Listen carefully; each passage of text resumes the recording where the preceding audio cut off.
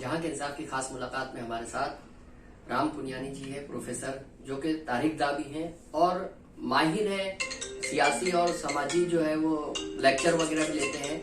जिस तरह से राम पुनियानी का जिक्र किया जाता है तो टीपू सुल्तान पर भी उन्होंने काफी काम किया है। आजकल जो है बीएमसी इलेक्शन को देखते हुए शिवसेना बीजेपी टीपू सुल्तान के नाम पर सियासत पर उतर आई है और मुंबई में टीपू सुल्तान के नाम पर ग्राउंड मंसूब किए जाने पर लड़ाई शुरू हो चुकी है, सियासी रसाकशी अब आम हो चुकी है। तो ऐसे में राम पुनियानी का क्या कहना है, ये हम जानेंगे उन्हीं की जबानी। जी देखिए, ये टीपू सुल्तान के बारे में लगातार एक गलत प्रोपेगेंडा किया जा रहा है और वो प्रोपेगेंडा, उसके पीछे सियासत है। जहाँ तक टीपू सुल्तान का सवाल है कि वो एक ऐसा राजा था जो अंग्रेजों के खिलाफ लड़ता हुआ मारा गया। इसको आप उंगलियों में गिन सकते हैं कि वो कितने राजा थे जो अंग्रेजों के खिलाफ लड़ते हुए मारे गए।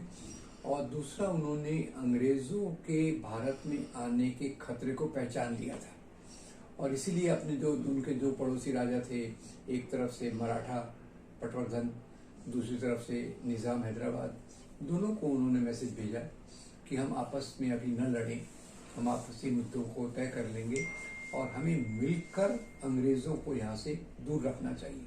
पर खैर वो दोनों नहीं माने, दोनों ने अंग्रेज़ों से समझौता कर लिया और ज़्यादातर अंग्रेज़ों ने फिर टीपू सुल्तान के खिलाफ लड़ाई की।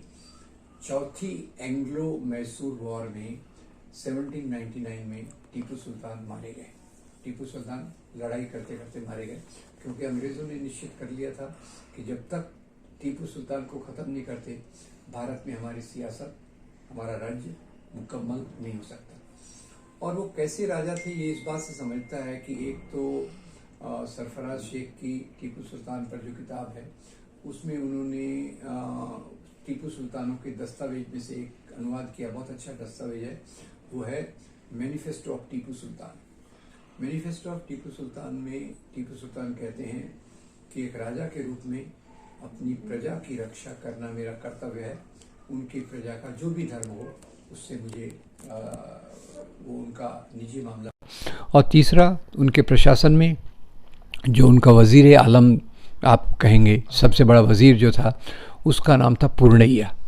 पूर्णैया ये एक हिंदू ब्राह्मण था और उन्होंने शंकराचार्य का, कांची काम कोटि पीठम शंकराचार्य का बहुत आदर करते थे। एक लेटर है जिसमें वो शंकराचार्य जी को लेटर लिखते हुए उनको जगत गुरु शंकराचार्य के नाम से संबोधित करते हैं। और ये भी है कि उन्होंने उस शंकराचार्य के मठ को बहुत दान दिया। और दूसरा, जैसे मैंने बताया, एक बार मराठा सेनाओं ने टीपू सुल्तान पर आक्रमण किया, उसमें श्रीरंगपट्टनम का हिंदू मंदिर टूट गया। तो टीपू सुल्तान ने ये मान के कि ये तो मैं इसका ट्रस्टी हूँ, तो उसकी मरम्मत कराई। अपनी प्रजा की भावनाओं के आदर के हिसाब से उसने वो मरम्मत भी कराई।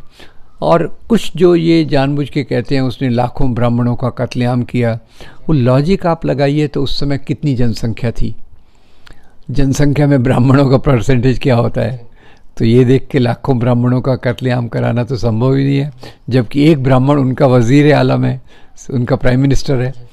पर एक ही उल्लेख मिलता है कि उन्होंने जो घुड़सवारी करने वाली कम्युनिटीज़ थी उसमें कुछ क्रिश्चियन, कुछ हिंदू और कुछ मुस्लिम, उन कम्युनिटीज़ के ख़िलाफ़ उन्होंने जंग छेड़ी क्योंकि वो कम्युनिटीज़ अंग्रेज़ों की मदद कर रही थी। उसमें उन्होंने ये नहीं देखा कि ये हिंदू है इसलिए मैं मरवा रहा हूँ, क्योंकि उन्होंने एक मुस्लिम कौम थी जिनको महादवीज़ कहते हैं, उसको भी उन्होंने मरवाया क्योंकि वो अंग्रेज़ों का साथ दे रहे थे। तो मुख्य रूप से जो एक जैसे राजा होता है कि वो राज्य के लिए राज्य करता है, अपने राज्य के विस्तार की बात करता है, अपनी संपत्ति को बढ़ाने की बात करता है, टीपू सुल्तान भी उसी प्रकार के राजा थे। पर उसमें एक और बात मैं जोड़ दूं कि टीपू सुल्तान की कुछ नीतियां ये जनता की बेहतरी के लिए थी। जैसे महाराष्ट्र में छत्रपति शिवाजी महाराज हैं। छत्रपति शिवाजी महाराज को लोग आदर से इसलिए याद करते हैं कि उन्होंने लोक कल्याणकारी नीतियाँ अपनाई थी। वैसे ही बहुत सारे हवालों से पता चलता है कि टीपू सुल्तान भी एक ऐसे राजा थे जिनको लोग अभी भी लोक गीतों में जो पॉपुलर हैं उसके रूप में याद करते हैं। और गिरीश कर्नाड तो वहाँ के सबसे बड़े साहित्यकार, नाटक लेखक, एक्टर हैं। तो उन्होंने तो कहा कि भाई टीपू सुल्तान जो हैं वो यहाँ बहुत लोकप्रिय हैं और उनका यहाँ वही दर्जा होता जो महाराष्ट्र में छत्रपति शिवाजी महाराज का है। उन्होंने यहाँ तक कहा कि बेंगलोर के एयरपोर्ट का नाम टीपू सुल्तान के नाम पे होना चाहिए। तो ये तो उधर की बात हो गई। अब यहाँ बार बार जो हिंदू धर्म के नाम पे जो लोग सियासत कर रहे हैं वो एक एक चुन चुन कर मुसलमान राजाओं की एक आध बात को ढूंढ के उसको ब्लो अप करके, विस्तार करके पूरे मुसलमान राजा को बदनाम करना, उसके आधार पे आज के मुसलमानों को टारगेट करना, उसके आधार पे पोलराइजेशन करना, ध्रुवीकरण करना और चुनाव का फ़ायदा लेना, ये उनका पॉलिटिक्स है।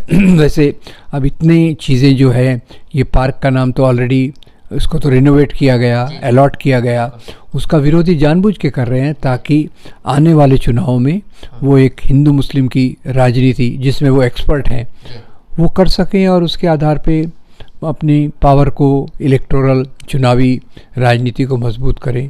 ये उनका एक उद्देश्य मुझे दिखता है। ये थे राम पुनियानी जी जो बता रहे थे कि किस तरह से टीपू सुल्तान के नाम पर सियासत की जा रही है और आने वाले समय में इलेक्शन में इसका फायदा लेने की बीजेपी कोशिश कर रही है। जहां के इंसाफ की खास रिपोर्ट।